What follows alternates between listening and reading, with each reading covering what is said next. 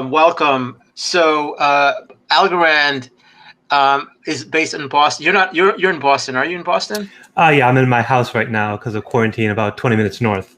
Okay, okay, but yeah, so you're pretty much in Boston. That's I right. was up. I visited Algorand. Man, a year and a half ago, um, and I remember being in the lobby, and you know what kind of experience that is, right, for a visitor. And I posted this on my Instagram. So when you walk into the Algorand office, it's dark. Okay. Oh, this is Right. my experience. It may have been changed. It may have changed. It's dark. It's creepy dark. There's a glass wall there that is also dark. And there's a little TV there that's probably from the 60s or the 70s. It does Uh, look pretty old. it's pretty old. It's black and white. It's beaming some video that's black and white. And there's this really old telephone there. And that's what you're greeted with when you walk into Algorand. And so I walked to Algorand and I'm like, what do I do? And there's a sign there like, pick up the phone. And I'm like, okay. So I pick up the phone and you end up speaking with the receptionist. And all of a sudden, I think it was the glass was tinted and all of a sudden it's not tinted or something to that effect. And then That's you right. can see right into the office. And then I see the receptionist like kind of waving me in. I'm like, "Where's the door?" And magically, a door appears. It's just kind of an illusion because everything was like all of a sudden I could see everything. And that was my introduction to Algorand up in Boston. But like once I walked in, I saw kind of like this thick air of like intelligence everywhere, right? Kind of like the PhDs everywhere, these whiteboards everywhere. It's almost like they're in white smocks and like analyzing things and doing diagrams and all kinds of stuff, right? So that was my experience with Algorand. Clearly, Algorand has come a long way in terms of like where the token price is and all the stuff that you guys been doing since the year and a half that I've been up in Boston. Obviously, I would have been back in Boston with you guys again. I met with Kelly Callahan Right. and a couple other people there. I wanted to come back, but COVID has limited that. But thank you for coming. Thank My you for pleasure. for allocating time here. I think we here like we really want to learn more about one. What do you do, Naveed? Sure. What's your engagement with Algorand like? Mhm. What is Algorand? Obviously, there's a blockchain involved. What's so special about it? I know some of it already. I know the answers already, but I want the community here. And if you've got a deck, obviously, let's get it up there and let's get this going. Absolutely. Well, thank you for the time. And just quickly on what you mentioned, our CEO, Steve, definitely has a flair for the dramatic. That was his idea, that lobby. And I do think it's a good way for people to enter that we don't totally take ourselves seriously. I do appreciate your comments about how hard we work. We like to have fun as well in the office, and hopefully you got a sense of that. Absolutely. Should I kick off my presentation now? Yes, go on, please. It's all yours. The show's yours. Let me figure out how to share here. There's a little icon on the bottom with an up arrow. Okay. So I am sharing my second screen, and please let me know if this comes in. Can you see Yes. a full screen slide? Perfect. All right. Well, let me start with who I am. I wasn't going to get into that, but I'm happy to just say a few words about myself. My name, as you mentioned, is Naveed Ihsanullah. I'm head of engineering research. Prior to that, I was actually the head of engineering, and I started the original dev team that launched the V1 product. So I've been with Algorand since the very beginning of our corporate entity. Silvio and his academic crew have been working on it for a number of months, even a little over a year prior to that. But I do feel honored to be part of this fantastic group of very, very smart, very, very hardworking people who have put together something new in the blockchain world. And that's what I want to get into. Let's talk about the next generation of protocols that are powering our blockchain experience. So blockchain got started over 12 years ago now. And we all know about the Bitcoin white paper. I think some of us have read it cover to cover multiple times. And in that, we saw this amazing future painted for us about disintermediated financial transactions of the world that allow us to engage broadly with one another without having to go through central sources that, especially because of the financial crisis that happened right around the time of that release, were no longer well regarded, those financial institutions. And all this is really powered by some core elements of blockchain, and that is it's tamper-proof. All your claims, all your transactions can be transparent, and it enables trust between people who have never even met before. So all these use cases and applications seem unlimited. One of the core use cases, especially today, is that of DeFi, or decentralized finance, and that's really taking off right now. Whether it's stablecoins or wrapped crypto, decentralized exchanges, or yield farming, there's no doubt that all aspects of DeFi are really showing exponential growth here in 2021. To put some concrete numbers on that, the digital bank Signum has an annual outlook report, and they tell us that the value locked on chain has jumped from 660 million to over 15 billion in 2020. And that pace is continuing to accelerate here in early 2021. So you can see we're really shooting up these days. I think the previous speaker said something about crypto summer. It really does feel like there's some summer momentum growing around. So much of DeFi's growth is happening on the proof of work chain Ethereum. And all of this DeFi excitement has led to network congestions and massive spikes in transaction fees that they're really a real concern. Projects are looking to other solutions to get by this so they can see that growth in DeFi continue in that sort of trajectory we want it to move in. So our aspirations for today's blockchain may exceed the technology that we actually have at our disposal. But if the limitation is that of technology, the solution should be easy. We just need better technology. With that, enter Algorand and our pure proof of stake fundamental blockchain technology and consensus mechanism.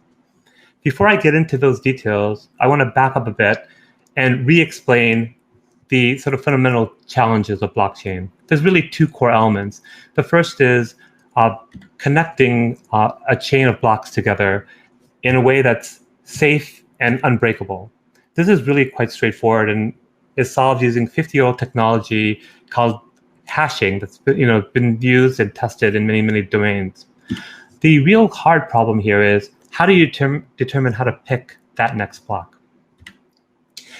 The legacy technologies employ something called proof of work, where the network has a race to solve a hard crypto problem. That has a lot of limitations. Even though it does work, one of the limitations is you don't typically end up with a chain. You end up with a messy tree that needs to be pruned. It also tends to be very power consumptive. So while it's a great idea, but it's not what we need moving forward. Other techniques evolved to solve this problem, and most commonly today you hear of this idea of delegated proof of stake, where we have representatives, might be dozens or even hundreds, that act on our behalf and pick the next block. So we've moved the power from the miners to these elite delegates. Bonded proof of stake is a variant of this, where those delegates put up something of value, and if they break the rules, their value could be slashed. While that seems like a great idea to ensure security, all it really does is set a price tag on malicious acts. So all of these techniques suffer from what I think of as a logic flaw, and that is the whole of the economy is being secured by the good behavior of a minority, and that minority may have a different agenda, or just simply different incentives. So we believe that the whole of the economy is safest when it's secured by the whole population of users. Legacy technologies can't do this because they aren't able to include the billions of people of the planet and still make decisions in a few seconds. Algorand, by starting from scratch, we built a protocol that we call pure proof of stake that employs Byzantine agreement and is able to handle world-scale decision-making at lightning speed. So let's take a look at that in action. So here we have the first block of blockchain, the Genesis block, the block you get for free just from the system definition. And as this feather drops, a blockchain unfurls. One by one, Byzantine agreement. In about 4 seconds, all the blocks are generated, one after another. No forking, no messy tree. And all of this is done without proof of work. And it's done with instant finality. Anytime a block enters the blockchain, it's there forever. So if you sell something, it's not going to be unsold because the longer fork somehow won the day. And I really grossly simplified a really complex idea. So I want to dig into it a little bit more so you can see some of the things that are happening in the background of the protocol that make all this possible. At the top of this slide, we have our population. Some of the people in our population may be somewhat suspect. I think you'd call that sus today, right? With the that game that everyone seems to be playing among us. But we don't care, because Byzantine agreement is completely safe, even if some part of the population is suspect. So we pick a random user, and that random user proposes a block and propagates it to the network. And then we pick a small committee, a randomly selected committee. And that randomly selected committee, or even that random user, may be malicious. But through the power of Byzantine agreement, we can ensure that the block will be validated. If it's malicious or inappropriate, it'll be tossed. But if it's okay, if everything in there checks out, all the committee members will sign it, and it'll propagate, and it'll be the next block. And all this happens in about 4 seconds today in our mainnet. So it seems like this works, but we just pushed all the power from the miners or the delegates to this 1,000-person committee. So didn't we just create a new source of safety concerns and centralization? Well, not really, because we do something that is pretty simple and yet seems counterintuitive. We have those committees members pick themselves using a secure cryptographic lottery that they cannot influence and they cannot cheat at. And the only thing they do is they make their decision, and they show their decision, yes or no on the block, or this is the block I propose, along with their proof that they won the lottery. Anyone can validate that lottery proof and know that they were, in fact, allowed to do that. And all this happens very, very quickly. In fact, the logic to do this only takes a microsecond and requires very minimal resources. It can be done on a Raspberry Pi. So it's super scalable, and it's super secure. So I also want to show that it's also super decentralized. And for that, we need to take a look at the committees and how those are connected to one another. The actual steps to propose a block and validate it require 3 to 4 steps typically, but it can be more. But let's just simplify that and look at the 4 committees that are picked to validate a block and see what's the connections between them. Is there any relationship between the people in one committee and the other? There happens to be no relationship whatsoever. They can be different players. The size of the committees can vary. So as we close and open our laptops, connect and disconnect from the internet, all that is easily and instantly accounted for by the protocol. And there's no shared state. So information doesn't have to pass from one committee to the next, which would slow things down enormously at world scale. By doing that and having these thousands of people selected many, many times per second for each block, we are statistically sampling across the entire population, and we therefore end up being representative of the whole population and super decentralized. So the properties we gain by using this process are pretty powerful. Minimal computation, it's super efficient. Algorand can run on a Raspberry Pi, as I mentioned before, and keep up with the protocol. And we do that while being incredibly secure. The protocol is totally safe. We have external auditors who've written documents stating that we cannot fork and that we're compliant with all the best practices when it comes to security, but we're also completely resilient to a network attack. So even if someone had the ability to modify wires on the internet or change routing behavior, you cannot break the Algorand protocol. And we do this while operating at what I consider world scale speed. Over 1,000 transactions today in blocks about every 4.25 seconds. And that's going to shoot up a lot before the end of this year. More there from our team, hopefully in the near future. We do that without any forks whatsoever. So everything that happens is completely safe. All your transactions will not get unrolled. That's where we were back in June of 2018 when the mainnet deployed. We proved our consensus, our technology works. But what we didn't give you is the tools really necessary to build powerful DeFi type applications. So what we did is we used Byzantine agreement, our core protocol, to not just agree on blocks, but also to agree on upgrades to the network. So one of the upgrades, in fact, the first upgrade is Algorand v2. This came out in November of that year, and it gave us 3 powerful pieces of functionality, all in layer 1, that greatly extended the use cases that can easily come to the Algorand blockchain. The first of these is Algorand standard assets. Algorand standard assets are, for those who are familiar with ERC or Ethereum and ERC20, they're a way of creating easy tokenization, but without smart contract programming whatsoever. If I want to create a Naveed coin, I just issue a transaction to the blockchain saying I want Naveed coin, and here are the properties on Naveed coin: the amount, the people empowered to control it, who's whitelisted, who's not allowed to use it, and anything around the supply and tokenomics that I want, all built into the core protocol. Pretty powerful, all without any programming whatsoever. Now, anyone can make a token, but when you have multiple tokens and multiple asset types, the desire to swap between them exists. And with that, we have atomic transfers in layer 1. Atomic transfers allow us to do instant swaps with no counterparty risks, once again, without any programming. So I can swap Naveed coin with USDC in whatever ratio I think is appropriate, so long as my counterparty agrees. And it will be committed to the blockchain in one transaction, either because it validates, because both of us agree and signed our transactions, or it won't go in at all. And there's no need to create an escrow account to make this happen. It just works as a primitive in the blockchain. The final piece of functionality we released in that first upgrade to the network is Algorand Layer 1 smart contracts. We have all these asset types and atomic transactions that support groups of multiple transactions, but more complex logic around escrowing or who can use assets and the movements of these different devices certainly exists in applications today. What Algorand Layer 1 smart contracts allow is for those to be implemented at the speed of the blockchain, at the full 1,000 transactions per second, with the same security guarantees of the base protocol. So we didn't stop there. V2 was the first of many successful upgrades, and we've continued to add more power, more intrinsic functionality to the blockchain to enable DeFi-style use cases.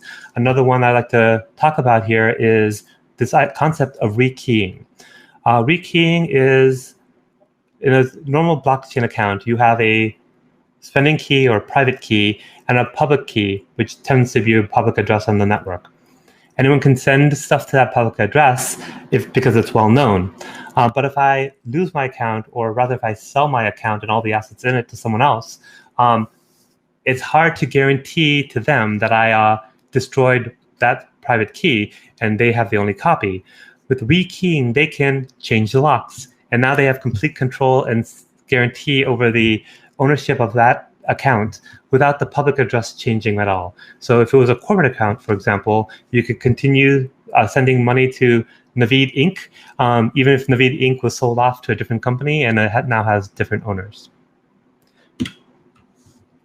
Interoperability is another thing that we are taking a strong look at and coming up with a variety of solutions for in different ways.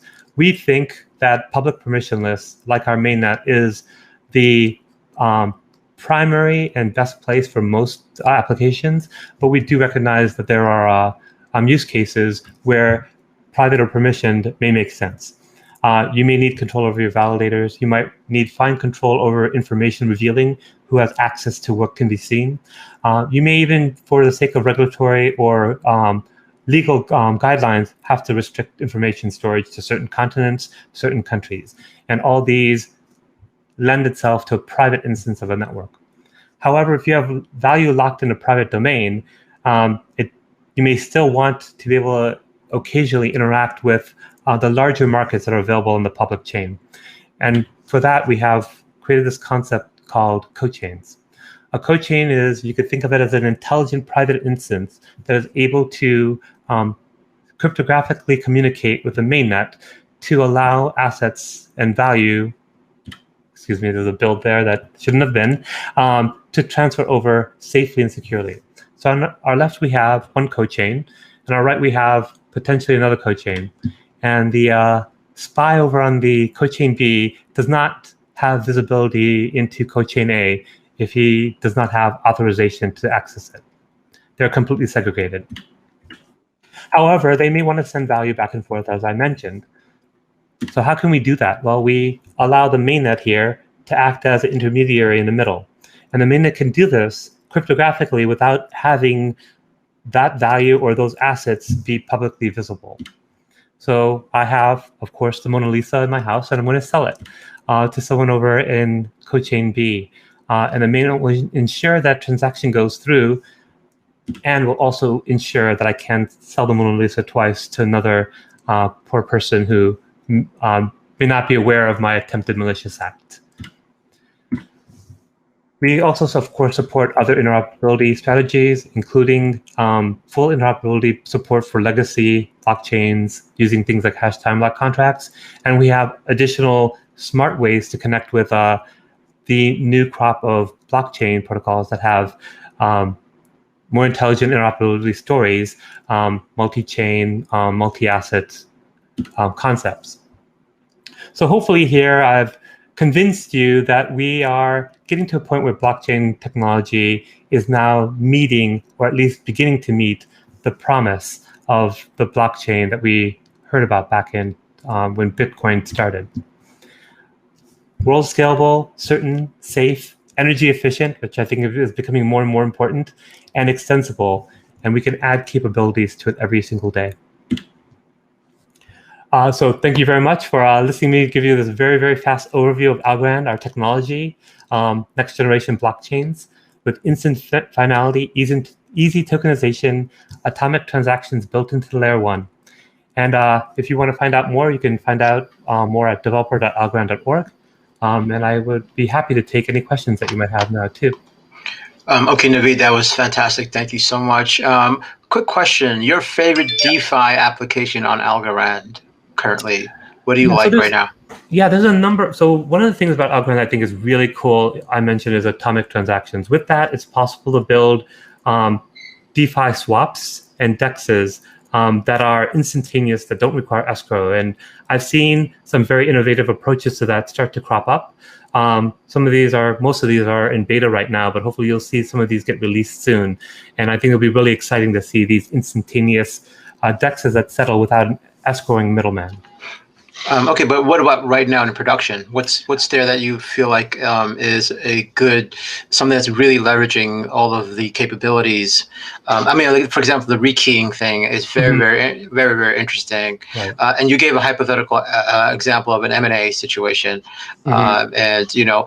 But where do you see that really being used in DeFi? Like, or what other like unique features that Algorand has that will give kind of a rise to new type of DeFi applications that may not be possible on other chains, right? So, yeah, like, so I think, I apologize, continue, there's a lag.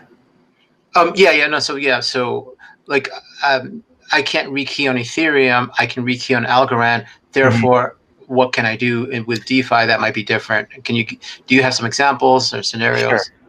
So rekeying is particularly good with securities. There's, I've had the opportunity to speak with a number of financial organizations, traditional ones, that are looking to take existing securities, think of these as bonds and stocks, and dematerialize them, tokenize them with our easy Algorand-centered assets. And now you're in a position where I can sell my entire portfolio using rekeying simply and safely, instead of having to engage in multiple transactions where I sell one piece of my portfolio at a time, or if I wanted to, just create a bucket of them and move them into some sort of automated system that is now managing my portfolio for me, I can rekey it over there as opposed to having to transfer them. Every single transfer, even on Algorand, while very, very inexpensive and very fast, is still a potential security risk because you need to sign each of those transactions, and is a logistical issue where you can just simply make mistakes. So being able to move things in buckets in a way that makes sense to me is something I think is very, very powerful. What about this scenario? Let's say I'm a government and I want to have a national wallet, crypto wallet. I've got 50 million people in my country. I want to issue everybody a wallet. much like everybody in the U.S. has a social security number. Yes. Everybody should have a public address wallet that's connected to the government. Let's say that's my thinking. Not Sure. whether that's the right thinking or not, it's a separate question. Right. Rekeying would make sense in that scenario, would it not? If I'm going to overnight issue these 50 wallets, and then as they're being transferred over, these accounts are transferred over, the recipient can then now swap out their private key. Is that absolutely a viable use case? Another strategy I've seen used for that exact scenario, and granted, CBDCs at the moment are mostly in prototype phase, but we are in those discussions as well, is that the government will have a multi-sig with the user. So one of the real problems I think with blockchain for regular users, say my mom, is they don't understand how to handle the keys and they're going to lose them. And simply losing all your money is not a good option when it's a government-issued fiat currency. So the government will engage in a multi-sig with you. If you lose your wallet and can prove who you are with your passport, driver's license, etc., they can either rekey that wallet back to you, or with multi-sig, they could transfer it into a new wallet. Now, rekeying is a much more elegant solution because you keep all your history as well, which I think is quite powerful. Just keeps everything the same. And if you make a mistake, you just lose your key. It might be because of a fire or theft. You can still reclaim everything safely. Right. Now, I believe the DM, the Libra, what was called Libra, the DM chain, had, and I read the white paper when it first came out, that they were talking about the rekeying capabilities. I don't know if they actually implemented it. Is that similar or is it different to what DM had? I'm not familiar with Libra's implementation of rekeying. As far as I know, we're the first major project to have rekeying actually available. And at the moment, Libra is still evolving. So it's something that I'll keep an eye on. And the algorithm that you use for this whole committee thing that you said, the Yes. secret selection, what is that? Is there a paper on that protocol, that approach? Yeah. What's it based on? Yeah, absolutely. So there's definitely a white paper on the Algorand approach, and it's based on, I think, the key element. There's several key elements there, but one is our founder Silvio Macaulay is well known in the cryptographic world, and he's created a number of sort of important innovations that have powered not just blockchain but also public key infrastructure. But one of the elements that he worked on is something called the verifiable random function. Using this verifiable random function, VRF, it's possible for, so long as the group of people use the same seed, are aware of the same sort of system starting point, they can run private lotteries for themselves that everyone else in the system can then validate. And that's sort of the key piece of the puzzle here that allows for this sortition, this cryptographic sortition, that allows for instant committee selection that happens in parallel, that we can do many, many times per round, and allows us to maintain that incredible speed that we have.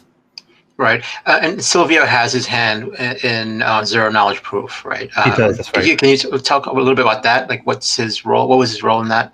So zero knowledge is one of the technologies, crypto technologies, that he pioneered as well. Silvio, our founder, we're very fortunate, is a Turing Award winner, and many of the principles that most of blockchain world and cryptography that we use today, modern cryptography, is based on a lot of his fundamental research. And if not him, then his peers, which he still maintains active dialogue with, and his students. So a number of those folks are still with the Algorand project, either in the Algorand Inc., the organization I'm a part of, or over in the Algorand Foundation. Fantastic, thank you. So we've got a question from Roberto of MPIO Capital. Mm-hmm. So his question is, I'm just going to read it. Are users based on total staked value? Does a higher dollar value of staked algo result in a higher probability of winning the lottery? That is right. So the way proof of stake works is the more stake you have, the greater the probability of you being selected. Or you can think of it another way, is your vote is magnified by your stake. This was necessary because of a particular type of attack called a Sybil attack. if anyone can just create accounts and there's nothing backing those accounts, then you could magnify your vote simply by creating more instances of yourself. But if your stake is the basis for your vote, you still have to split up your piles of value into all those accounts. So you'd never be able to create more voting power for yourself using that simple strategy. Great. Okay, fantastic. If anybody has any additional questions, please put your questions in the questions area. So Naveed, in terms of developers wanting to build on Algorand and see what's been done, do you have a place where there's a showcasing of the DeFi applications that are currently are in production? Yeah. And you didn't mention one that you like that's doing DeFi right now that's live, but where can we find that information? See Algorand flexing. Like I want to see Algorand flex to a certain DeFi application. So I think the best places to look, depending on who you are two different places. On the Algorand Inc. website, algorand.com, you can see a number of use cases that are currently deployed or about to deploy. One of them, I'm not sure it's a DeFi one, but one of my current favorites is Climate Trade. It's an application that basically tokenizes the sensor data, gathering information on local climate information and aggregating that and creating an economy around that. So users are incented to have local sensors in the house or sensors even on their person. I think that's super cool. And we're able to do that because we have the ability to scale to like thousands or tens of thousands of users in a particular city and millions across the world for Climate Trade to get that aggregate data in place. So those type of use cases that are deployed or soon to be deployed are available on algorand.com. And if your perspective is more of a developer, then you can see on developer.algorand.org many very specific instances, code samples, DEXs, AMM examples, all built using Algorand technology today. I think a part of that it really empowers DeFi on Algorand is the fact that we have world-class stablecoins at high performance. Whether it's USDT, USDC, we have stablecoins in other regions as well, not just the US dollar. But with Monerium, we have EU-styled e-money, the euro, and we even have the real from a place in Brazil. I believe it's Transverso. So all these fiat, wrapped fiat, US or stable coins allow DeFi applications of Algorand to take advantage of atomic transfers and be instantly settled. Okay, and this might be a question for David, but what's in the roadmap for Algorand? What's next? Like you've accomplished quite a bit. What's coming down the pipeline the next 2 years? Well, I've got to get my algo tokens yes. to around $1. Needs to move up a little bit. So, what are we doing here? Well, so from the technology perspective, code chains are something that we'll be bringing up very soon. And I think that will empower a lot of use cases that are hard to do today, especially where regulatory frameworks prevent public trading of certain types of assets. That's one. There's other things we're looking at. There's a lot of DeFi tokens and NFTs on Ethereum, but bridging that back to Algorand so they can benefit from Algorand's instant finality and high performance is something we're looking at to do in a very, very safe, decentralized manner. So that's something that we're working on. Smart contracts, I talked about layer 1 smart contracts. We do have a layer 2 Turing complete smart contracts implementation coming out. And that is something that we'll hear a lot more about this year. And I'm pretty excited by that as a technologist. On the business side, I do definitely defer to David on that. I'm sure he has a lot more ideas there, but we think that these sort of efforts toward interoperability with code chains and the additional performance we'll see probably this summer, where we get 5x or more performance over our, more than 5x, it's probably going to be like 20 or 30x over our current performance. Wow. Will put us in an entirely different league when it comes to we're talking about ballpark 40,000 transactions per second. I don't want to say that with absolute certainty, but I think that's what our early tests are showing. I think will give us the ability to scale to really any 40,000 transactions per second or per minute? Yeah, per second. Oh, wow. And we're talking about block times that go from about 4 seconds down to 2 seconds. So even the latency will be lessened. Okay, wow, that's interesting. That's exciting news. Okay, I think we have one more. We have time for one more question. Mike Wise from Payments Consulting, Bloomy. Naveed, what will be the key for enterprise adoption of algos as an exchange of value with partners, vendors, customers, etc.? Also, please comment on the positive or negative impacts on compliance and financial external audits due to transparency. So there's 2 questions there. Let me know if you want me to repeat it. Yeah, sure. So let me start with enterprise. I think the 2 questions were enterprise adoption and then transparency enabling compliance. Right, exchange of a value in the enterprise. Yeah, so on the enterprise side, I think the key component is stablecoin as a killer app. Stablecoins in local currencies allow enterprises to settle internally with massive efficiency gains. We are involved in a number of conversations there, whether it is with financial institutions settling between themselves or enterprising settling between regions, once again, between themselves or externally. Stablecoin seems to be the sort of critical piece that makes that possible. Otherwise, they have to have their own value on the books backed locally instead of using something that's already safe and regulated, that they can ensure their governments that they're doing the right things. So that enterprise piece, I think that's the most important. More broad adoption of USDC and all the other different stablecoins I mentioned, as those become more and more available in more jurisdictions, enterprises seem pretty excited by that.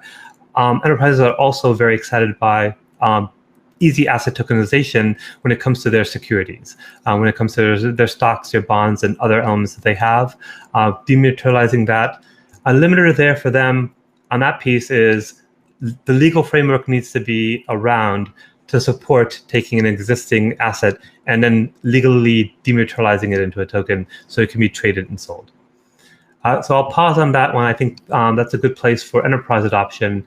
Going to audits and transparency, some accounting firms are already using the blockchain's permanent indelible history as proof of transparency and auditability. I think Graham Norton is one that we have talked to, and I know there are others that are looking at that as well. I don't have a lot of experience in that particular domain, and it's something that I can certainly get back to you on. Okay, great. Naveed, thank you so much. Thank you for sharing the information, you know, I'm very excited about Algorand's future. I'm looking forward to, and we are looking forward to hearing from David and Bloomy as well. Wonderful. Yep. So thank you so much. Thank you for your time. Drop your contact information or what you're willing to drop in the chat, please. And people probably want to follow up. And if you guys have a Discord, if not, you should have one. Oh, you do? Okay, great. We do. So let me lead with developer.algorand.org is the right portal for everything. Our Discord link is there. All the forum information you can get to from there easily, but I will drop that in the chat as well, so it's easy for you to click on. Great. Thank you so much. Fantastic. Thank you. Have a great day. You too.